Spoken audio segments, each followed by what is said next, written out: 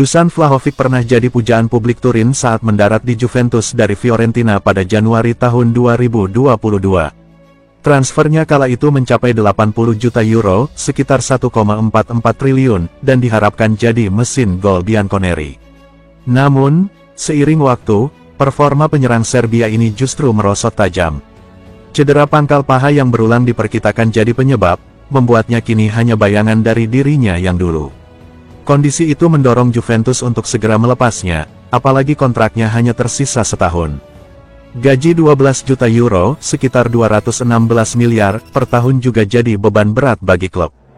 Juventus sudah keliling pasar transfer untuk mencari klub yang mau menampung Vlahovic. Sayangnya, tak ada yang berani menanggung gajinya yang selangit.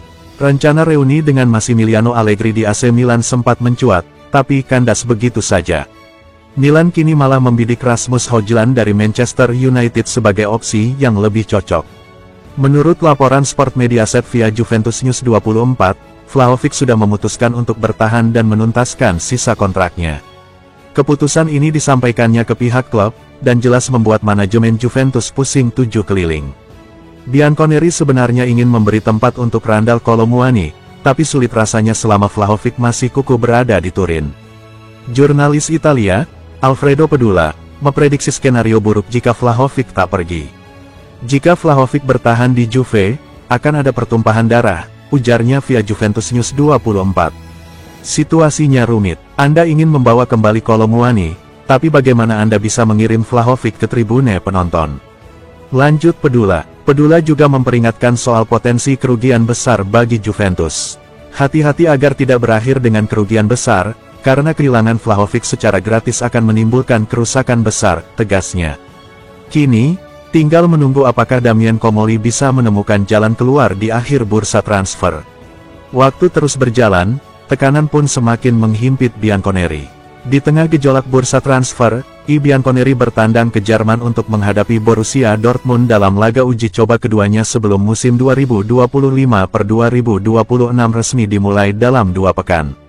Pada laga sebelumnya, mereka tertahan dengan skor imbang 2-2 melawan Reggiana dalam laga uji coba di kamp latihan Continassa pada Sabtu, 2/8 pekan lalu.